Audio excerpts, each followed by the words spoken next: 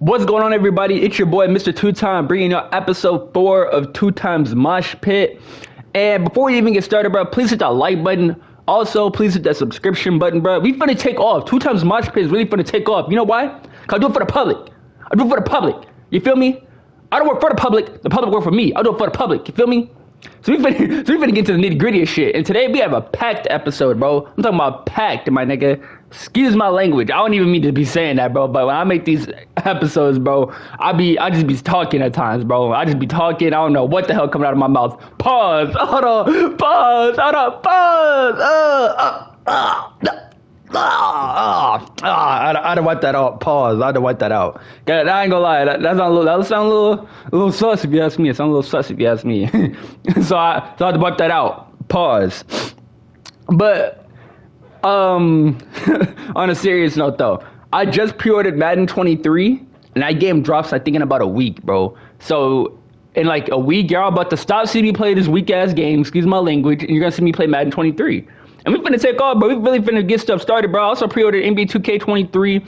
I don't know if I'm gonna make like podcast episodes over 2K23. I might just play the game and just show y'all like just me really being a boy in the game. I haven't really decided yet. I don't know if I'm gonna take it serious or not. I think I might. I think I might take it serious like I did last year, bro. Last year I had an 80 win percent, bro. Something crazy, bro. Something crazy. If you can guard me, pull it to the park, right? You know where I'm at. And then I also I'm also gonna pre-order Gotham Knights. I'm gonna be streaming that game, but I will be doing a podcast over that, so y'all can see my play Gotham Knights while doing a podcast over that. And then Spider-Man 2, I'm gonna pre-order that game when I can. And Suicide Killer Justice League, I'm gonna pre-order that game as well, bro. We finna take off, bro. Like I'm saying, bro, this whole YouTube shit, bro. Excuse my language. We finna take off, bro. I'm gonna be streaming a whole bunch of stuff, bro. Don't even trip about it, bro. Don't even trip. And today, episode 4, bro, we have a packed show, bro. We have a really busy show, actually, bro. We have to talk about Deebo Samuel's brand new contract. We gotta talk about the Falcons and like my reviews on what's been going on at camp recently. We gotta talk about Lamar Jackson gaining 25 pounds over the offseason, bro. We have to talk about that. But surely gotta talk about Deshaun Watson suspension, bro. And like, what does that mean for the league? And the NFL actually just appealed that, so we gotta talk about that as well. And then we gotta talk about Patrick Mahomes on saying black QBs always having to prove themselves, bro. Like I said, we have a very packed show. And I ain't gonna lie, if I sound a little stuffy, I'm not sick, bro. My allergies suck in this weather, bro, and it is like so hard to breathe, bro. I feel like I'm being choked out by Michael Myers, bro, and I'm just like, Pause. Hold on.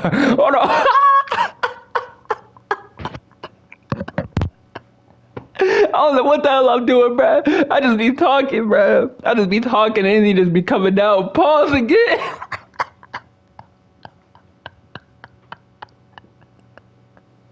All right. Hold on. Let me chill. Let me get into the show, bro. Y'all not trying to hear me say pause 50,000 times a video, bro.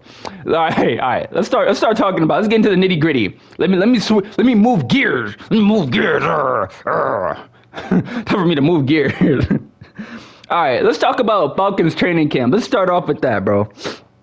So, on a serious note, bro, I ain't gonna lie. I don't think the Falcons are gonna go 17-0. Obviously, I don't even think we're gonna be in the playoffs. But like how I did last year. But like I think this team, bro, is so much better than last year. I think we got a lot of talent, bro. Like we had some dogs, my boy. Like I've been watching training camp this last week, and I even waited until we got into pads to shoot this video just to see like, okay, yeah, like everybody's 7-on-7 stars. Like everybody stars without pads on. Let me see what you do without the pads. Obviously, it's not a real game, but like, bro. The stuff that I am seeing, I'm just absolutely impressed, especially with Drake London, bro, our rookie. Like, Drake London came into the season with so much to prove, bro, because everybody said after the ankle injury, he got injured. How is he going to play out? Like, can he even create separation? Like, that was already his problem. Like, what's going on with Drake? And I was like, bro, before the man broke his ankle, the man was the best wide receiver in college football. Let's not get it twisted, bro. And I get it. Like, when you break your ankle, it's the next man up. So a lot of people say Jim. A lot of people say Garrett Wilson. A lot of people say even Chris Olave. Even Treylon Burks. But I was like, bro, just because he broke his ankle don't mean nothing. That boy is still the boy. It's like the same thing with Jonathan Taylor and Derrick Henry. Like, before Derrick Henry broke his foot, he was the best running back in football. And it wasn't even close. It's the same thing with Drake London. Before they broke their foot and their ankle, it wasn't even close on who was the best player was playing during that time, like after the position. And then they break the ankle. Now, obviously, the next man stepped up. Javon Holland stepped up, became whatever, quote unquote, best running back in the league. But we all know it's Derrick Henry. Same thing with Drake London. Like, yeah, he broke his ankle, but like, come on, bro. He don't break his ankle. That man runs away with the Biletnikoff Award, and that man is the best wide receiver. And he's wide receiver 1 in the class, like without question. But it is what it is, and he comes out to camp, and I'm like, bro, I got to see what we talking about, because like I'm tired of motherfuckers saying like Drake London not this, Drake London ain't on that. So then he comes out, and then he starts making like great plays right after catching stuff. So then they start filming one-on-ones, and there's our rookie corner Alfred from the CFL, was a CFL champion, was a baller in the CFL, bro. So he's guarding Drake London. And Drake London is 6'4", so it's like he's a big body. He's like 6'4", I would say, probably like around 220, 215. He's a big boy. That's a balanced breakfast over there. So Alfred gets in his face, and he's trying to press him, but then he shakes off the press, because that was one thing. Everybody said, how you going to get off the release, whatever. He breaks off it, does a stutter step, and then gets Alfred on that and creates just a little bit of separation for the quarterback to throw in the window. Throw it up. Where you at? Throw it up. Where you at? Threw it up to him. Alfred was right there. I kid you not. Right there to make the play. Great coverage the whole time. But you just see Drake London, 6'4", palms just reach over him, snag, and falls down in the end zone, like on some crazy stuff. And I'm like, wow. Like, if that's what we're getting, bro, expect a hell of a season, because you got to pair that up with 8. And then everybody's saying on Twitter and stuff, like, oh, he's not the starting corner. That's not no true corner. He a rookie, yada, yada, yada. He from the CFL. He ain't really, like, okay, whatever. Even though Alfred's amazing, and I think he's going to make the team. I think he's a good corner, but whatever. So then they said that doesn't really count. So then yesterday, they do one-on-ones again. And guess who's on them? Casey Hayward, CB2 All-Pro. At the start of the route, hits him with a little, makes something shake. And then Casey starts grabbing him. He breaks out of the grab and then cuts upfield. And Casey Hayward's lost in the sauce. And this is an all-pro corner we're talking about, so I don't want to hear no excuses. Casey Hayward's lost in the sauce. And then you just see Drake London's big-ass paws go up with full-on confidence, come down the back of the end zone, like just something crazy. And I was like, yeah, like, what's your excuse now? And I get it, it's one-on-ones. There's no safety help. There's no linebacker help. Like, there's nobody there to stop Drake London. But it's like, just seeing that, bro, how can you not be excited about what's about to happen with the Falcons, bro? Like, we're going to be a big physical team, and you have to line that up against Kyle Pitts. And we all seen what Kyle Pitts did last year. Kyle Pitts was a dog, and like I said in my episode 1 video, no disrespect to Russell Gage, but he was our wide receiver 1 because really wasn't really there. And Kyle Pitts had to be the wide receiver 1 as a rookie, and he's seen, like Matt Ryan says, he was seeing coverages that Julio Jones would see in like year 3, year 4, like everybody, not even year 4, year 2, I would say year 2, but like, because like Roddy White was still there when he was a rookie, and like, yeah, Julio was a beast, but like he didn't get the exposure until like year 2. So like, he was seeing that like very first game. Like, nobody was worried about Calvin Ridley. Like, no disrespect to Ridley, but like even Stephon Gilmore said, if Ridley would have played, I would have been on Kyle Pitts the whole game, because that's the type of dude that he is. Like, Kyle Pitts is that guy. So he's seeing all that attention, and nobody really spread the field for him. Like, Russell Gage did at times. Like, yeah, he mossed Ambry Thomas. Yeah, he went crazy against the Bucks. Like, yeah, I see it, but like, he's not no Drake London. Like, we all know, obviously, when it comes down to who you're picking Drake London or Russell Gage, obviously. So he didn't really have that help like that. And then this year, you add guys like Bryan Edwards, who's a big body receiver who can make spectacular plays. Like, even him at camp, he hurt his shoulder, but like, there was one-on-one videos of him going up against like Darren Hall, for example. Darren Hall, who was one of the bright stars in camp, played against him one-on-one. Great coverage, back shoulder throw. Marcus Mariota, I don't know. I think it was Mariota, Desmond Ridder throw, like a back shoulder throw, all hands, no body, nothing, just all strong hands falling down to the ground, and just makes a spectacular catch. I'm like, bro, I'm not saying we're going to be amazing, but like, that's going to be hard to tackle. I mean, not hard to tackle, but hard to cover, because like, when you have big guys that can just beat you off the one-on-one, like, it doesn't matter like where you are, and their hands are just strong enough to where they can just catch anything that comes to them, that's going to be very hard to beat. So then, who else is going crazy? Demir Byers is going crazy. Like, he caught a pass, against again Darren Hall, but Darren Hall's been one of our bright stars. I'm gonna get to my defense later. I'm gonna get to him. Don't even worry about it. But like this is about offense right now. He makes a great play and he like flicking the ball, and I just hit the offense bringing so much juice. Like Mariota feels like a star reborn in Atlanta, bro. Like he's making like I don't know what it is. I'm not saying like the offense is better with Mariota instead of Matt Ryan, but like the offense looks like a lot more click, looks like a lot more juice, and it may be because we added more guys and it's like different guys bringing in and bringing more juice to the team.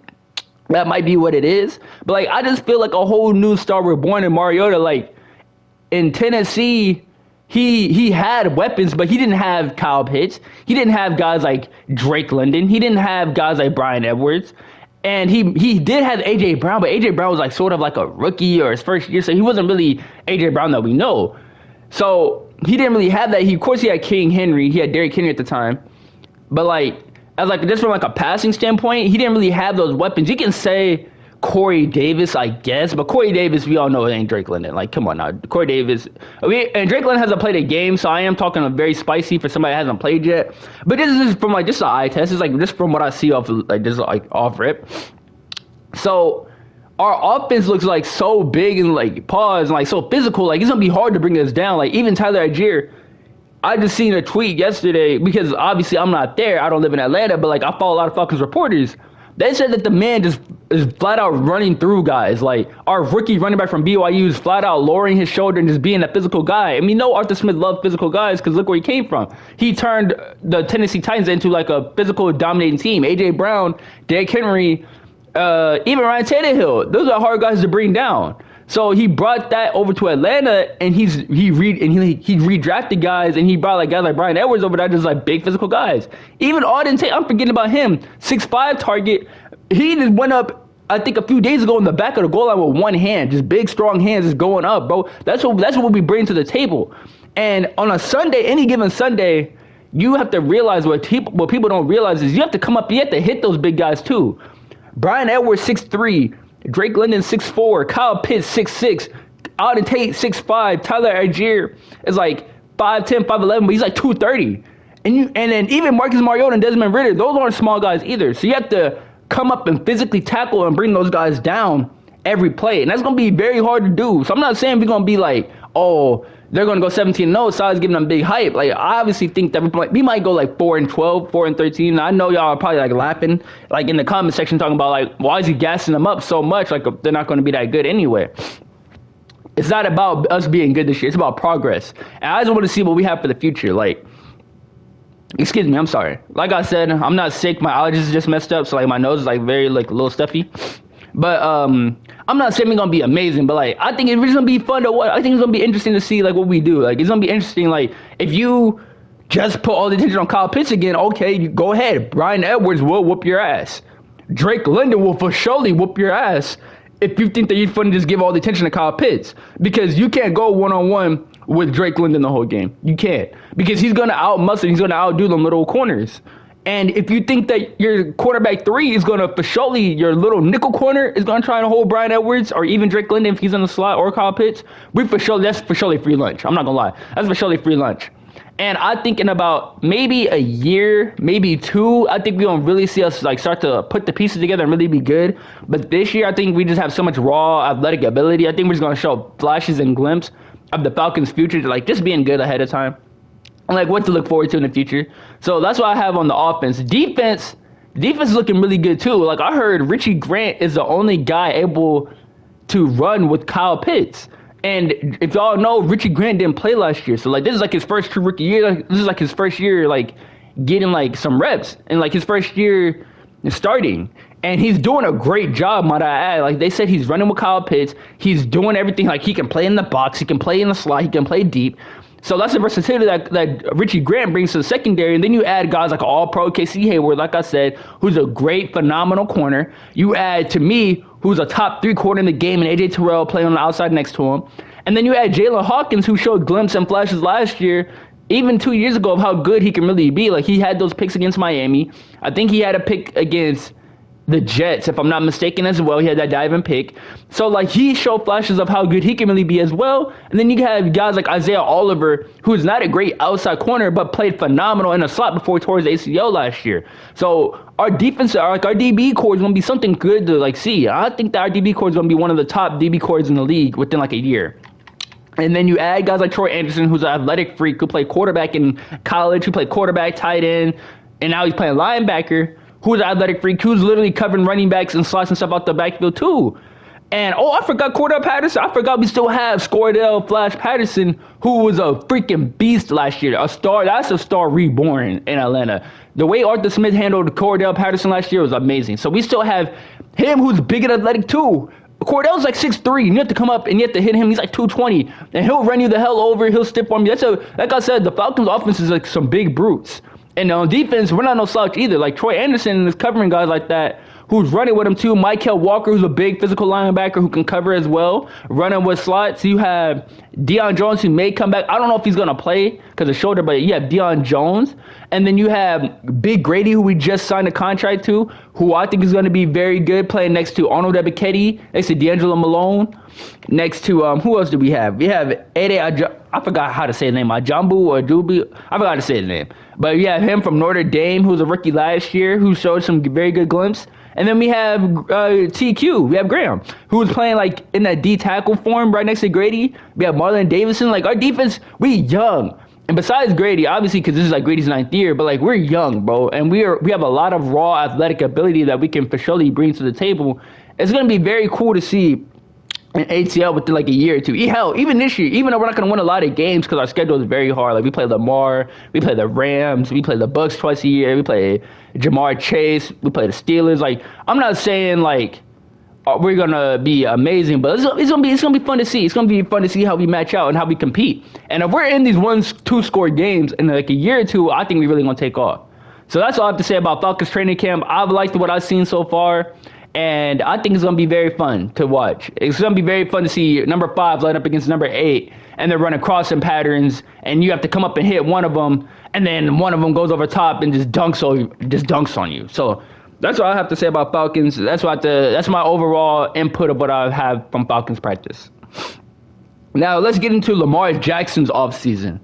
So Lamar Jackson, I think, came into the season last year weighing 205, maybe 210, he said. So he wasn't really that big of a guy. And then he said this year, I put on 20, 30 pounds so I can like throw my weight around. So guys can't just like I can't even speak right now. Can't just like ram into me like I can finally throw my weight around. And a lot of people don't like that, but I think that's great because as long as you keep your athletic ability, I really don't see the problem here. Even if you're a step slower, I think that it's right for you to, especially if you're trying to get a contract, I think it's right that you stay healthy.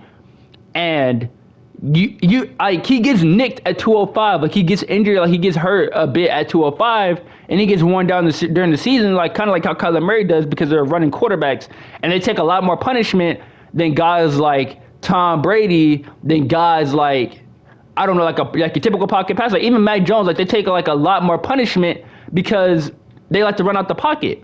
So I think it was great to put on some weight because I think you have to. And so you can throw your weight around so you're not getting injured as much. As long as you don't lose a step, I really don't see a problem with it. A lot of people don't like it. Hey, bro, do what you got to do, bro. Get the bag because they already don't want to pay you as is because you're a running quarterback. And usually running quarterbacks don't really last that long on a league. And a lot of people compare him to RG3, like Skip and Shannon compare him to RG3. I don't really see him as like RG3. I think he's a little better athlete than RG3 is, if I'm being dead honest. So I really don't see the RG3 comparison. But as long as you really stay healthy, I really don't see a problem with it. And as long as you don't completely lose your athletic ability, like as long as you still running at, I say Lamar probably runs a 4.3 if I'm being dead honest. As long as you run like a 4.4 and you can make passes and win games with your legs as like at 230, I really don't see the problem with it. So I'm actually happy for this weight. Hopefully he can stay healthy, and hopefully he's not getting as nicked putting on this weight, and hopefully he gets that bag, bro. Because that Harbaugh brother is playing very hard, bro. You better pay my boy before he walk off on you, bro. You better pay that man. And speaking about paying, let's talk about Deebo Samuel, bro. Let's talk about Deebo Samuel. So a lot of y'all know Deebo Samuel's got the freaking bag, bro. And I don't know. I'm not hating on Deebo Samuel. Don't get this twisted, bro. Do not get this twisted at all. I'm not hating on Deebo. But like, I don't think he should have got the bag, bro. I really don't think he should have got the bag. And it's not even like, oh no, hate and stuff. And the reason why I don't think he should have got the bag is because like, okay, let me look up his stats just real quick. I don't wanna just say random stuff. But his stats are very similar to Calvin Ridley. Like very, very similar to Calvin Ridley. And a lot of y'all don't think Calvin Ridley should get top 3 money. And I get it. Deebo Samuel plays running back throughout the backfield. He's a way better run after the catch guy than Calvin Ridley. He's probably the best run after catch guy besides, I ain't gonna lie, I don't think he's better than Cordell run after the catch. That's just me. But he might be, but he's like I'll say he's top 2 run after catch guy in the league. And I see that, but like, I was like, he said he doesn't want to play running back anymore. And I get it, he just signed a contract, so Mike Shan, and he has some incentives where if he rushes 300 yards, he gets more money. So I think he might go back to playing running back, but like, I think they're going to probably use that for him less. A lot of people said they're going to use it for him more, especially because he did just sign a contract. But like, I'm looking at his stats right now. 2019, 800 yards. 2020, 391 yards.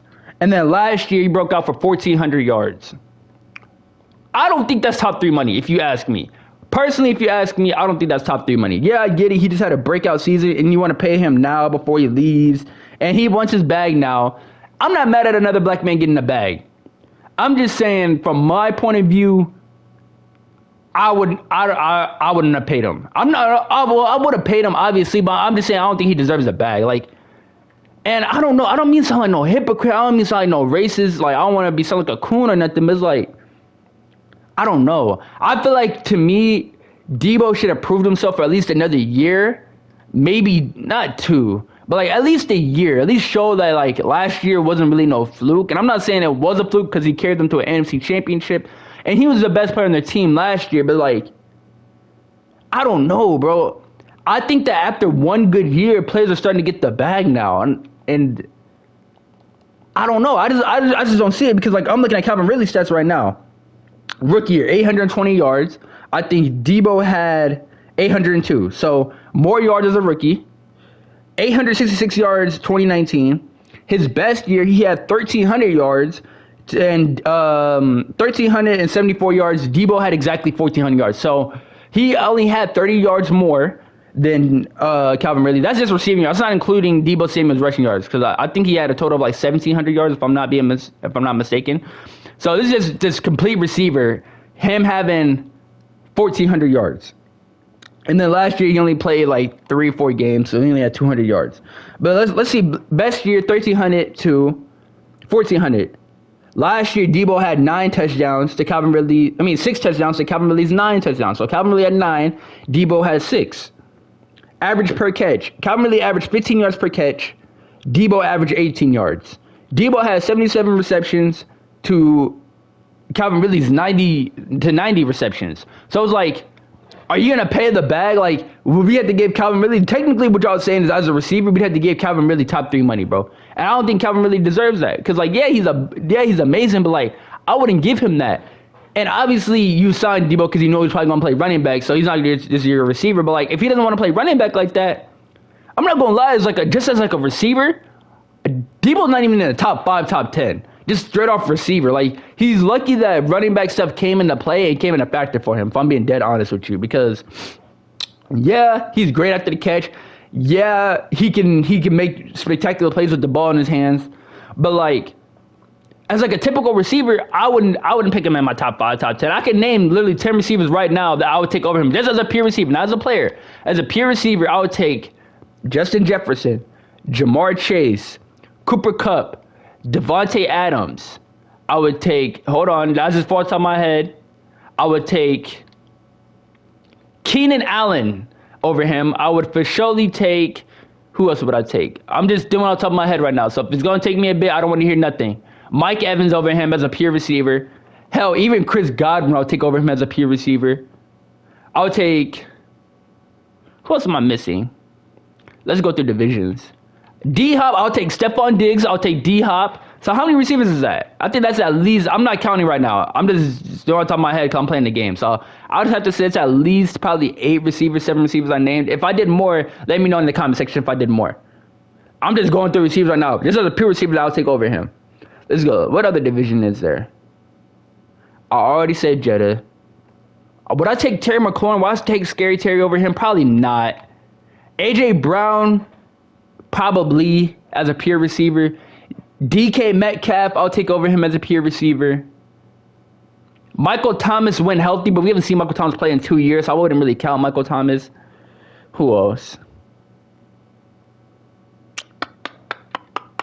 I feel like I'm missing somebody.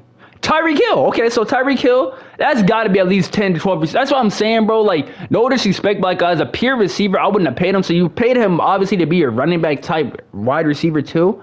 But, like, if he doesn't want to play that, what are you going to do? Because he already said, like, I don't want to get injured. I don't want to keep playing this. But I don't know. His mind may change because he did get the bag and because he got his incentives added to his contract. So he may play that wide back position, but just off a pure wide receiver, I wouldn't have paid him. But I'm happy for him. I'm glad he got his money because he did have that one great year last year. He took his team to the NFC Championship, and he's a great weapon.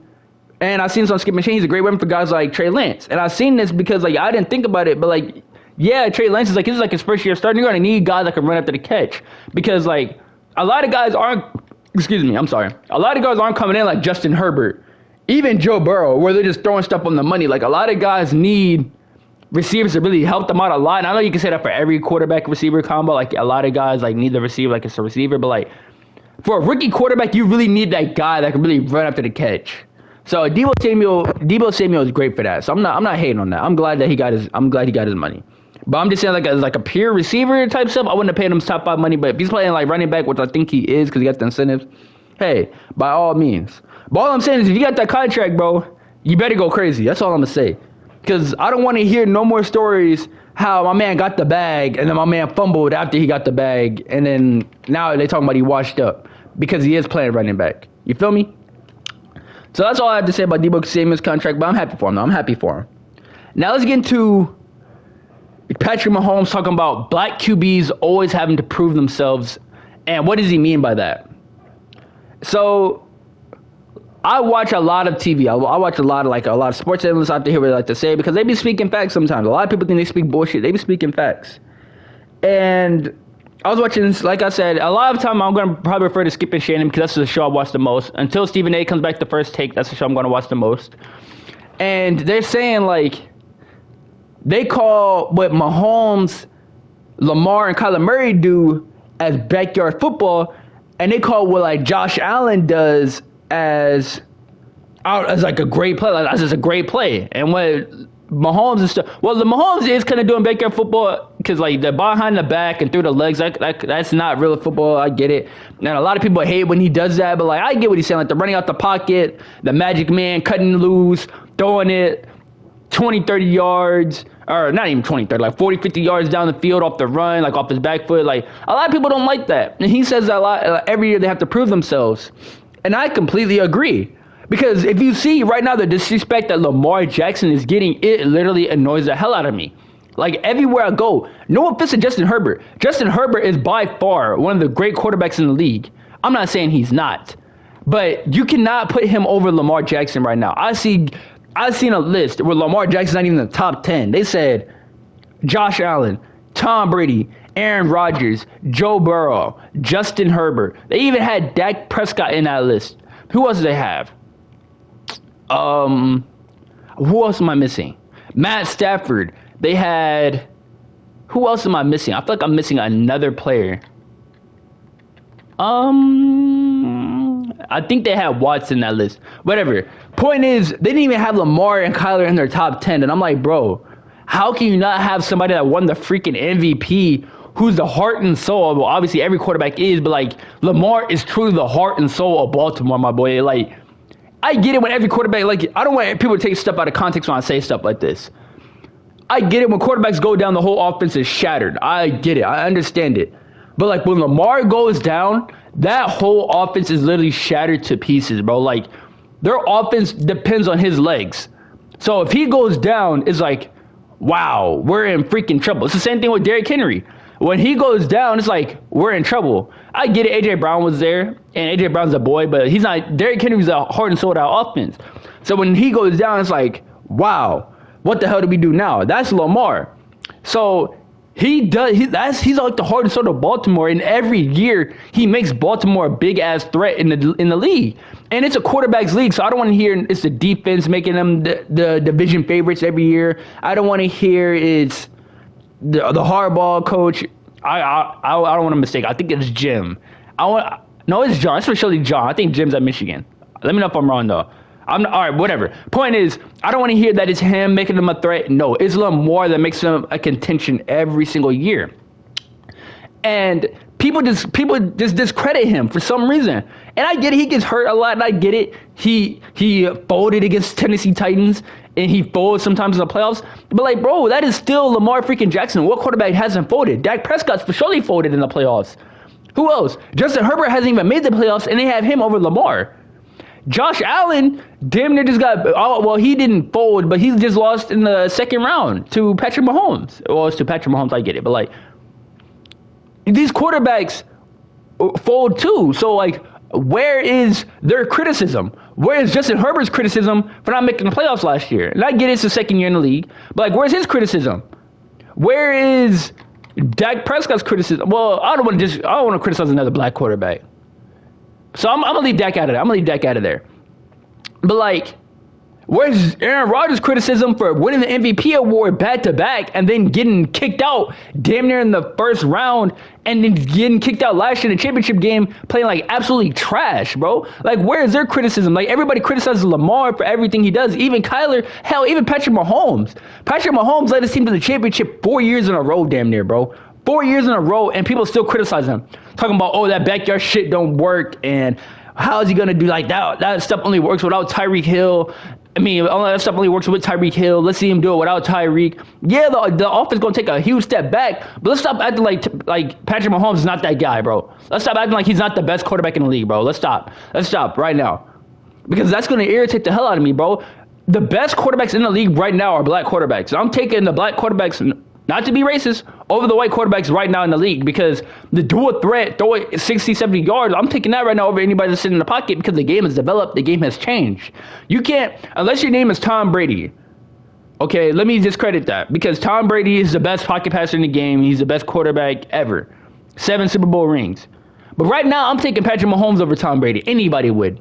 So, like, the dual threat is in phase right now, and a lot of the time, that's probably why Mac Jones slipped so far in the draft last year. Even though he made a Pro Bowl this year, that's probably why he slipped so far, because that dual threat, that pocket passer is not really what anybody wants. Everybody wants a guy that can create with the legs and make the play last even longer, because the game has developed. The D-line got faster, the edge rusher got faster, the linebackers for surely got faster, DBs are faster at reacting and reading stuff, they're bigger.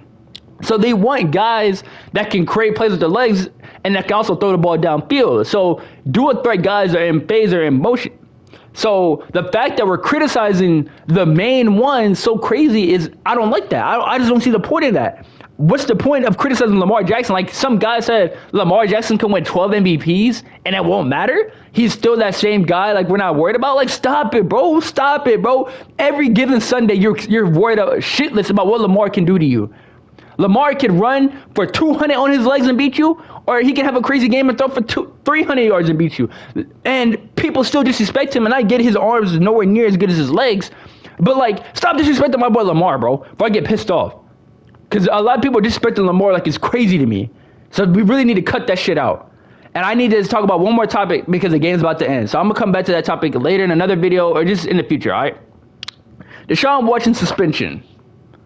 Now, at first, when I seen that he got 6 games, I said, that's crazy as hell. I said, there's no way that they just give that man 6 games, bro. So that man got 23 sexual misconducts. And D-Hop, for you, I just low-key popped. That's an inside joke for my friends. Hey, do not put me in the chat. That's an inside joke for me and my friends. Don't you dare. I can already see you guys right now in the chat. Don't you dare do that, bruh. Just chill, all right? But D-Hop, he got 6 games for drugs, and I think it was like drugs, like to help him accelerate his game. But he got 6 games for that. Calvin Ridley got a whole year for gambling. I low-key can see why, because you're questioning the integrity of the game. So I can see why he got 17 games. A lot of people are like, free Ridley. I really don't see I don't see them ever. uplifted a 17 game because he low-key did deserve it. Like, you know what he was doing. So, like, even when he got suspended, I was like, bro, I'm a Falcons fan. I don't think he should be unsuspended because, like, that was just dumb. Like, you know what the hell you're doing. Like, what are you doing that for? So, a lot of people are mad that everybody laid the hammer down for Ridley and D-Hop, but not so much for Deshaun Watson.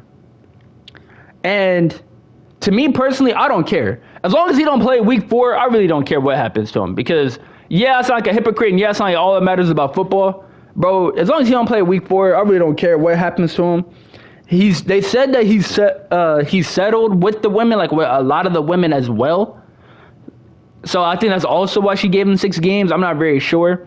I think Deshaun Watson is crazy as hell. I don't know what the hell that man got going on. I don't know why the hell you need 20 freaking massage therapists in the first place. I don't know why the hell you're doing that. And I feel bad for those women because, like, why? Like, a lot of people are defending his actions like, oh, like they wanted it.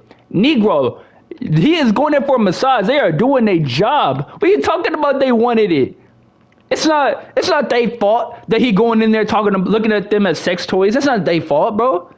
And I'm not calling him I'm not going to say the word. I'm not calling him that because he did it with consent and stuff. But, like, when you go into work, like, if you're a massage therapist, you're not going in there thinking about, oh, this guy is coming in there to have sex with me. No, you're going in there to handle your business and you're leaving. So the fact that he's going in there with that type of mindset where, well, oh yeah, you rubbing up on me, let me get some action after. I ain't gonna lie, bro. You're a little insane, bro. I ain't gonna lie. You're a little off the trails, my boy. You're a little off the trails. So a lot of people think that he should get a year. I think he should get probably 8 games, 12 games, because he did settle with them. And he did talk to a lot of the women. As long as the women are cool with it, like the actual like women that was involved with the case are saying like, yeah, 6 games, 8 games is right. Or if they want to do a year, I think that they should talk about it and they should really come up with the punishment. But as long as it's not nothing too crazy, like I don't want to hear take him out for the rest of the year. I mean, not for the rest of the year, for his like whole life. As long as it's nothing crazy, like as long as they say like, oh, like a year would be good, or like 8 games would be good, 6 games. I really want to hear what they say. A lot of people, like Skip and Shannon said, a lot of people aren't going to be happy with it because, like, a lot of people aren't going to think that's enough. 6 games isn't enough. A year isn't enough. It's not enough until he goes to jail. It's not enough until he gets a year. I think the women involved with the case should really make the decision for him. And depending on what they say, they think it should be 4 games, it should be 4 games. 6 games, it should be 6 games. 8 games, 12 games, it don't matter. I think that they should really decide on how many games he gets suspended. Also, I'm just happy we don't got to play that man week 4. Because I ain't going to lie, Jacoby Brissett, you might be free lunch, my boy. You better be ready week 4. Because we coming. We coming for you. And Amari Cooper, I don't care if we in the dog pound, bro. AJ Terrell, Casey Hayward, we coming for you, my boy. We coming for you, my boy. And what rookie did they just draft? They just drafted... What rookie did? David Bell? Yup. We coming for you too, my boy. Don't even worry about it. Don't even freaking worry about it. Hey, but thank you for tuning in for episode 4 of 2 Times Mosh Pit. I'm about to get out of here. I'll probably have like 5 seconds before the game ends. I really appreciate y'all listening to me. I really thank y'all for tuning into the show, as I'll have another video probably dropping on, what's today? Thursday? Probably have another video drop on Sunday, Monday. It depends on how I'm feeling. But hey, thank y'all for tuning in. 2 Times Mosh Pit. I'm out of here. Peace.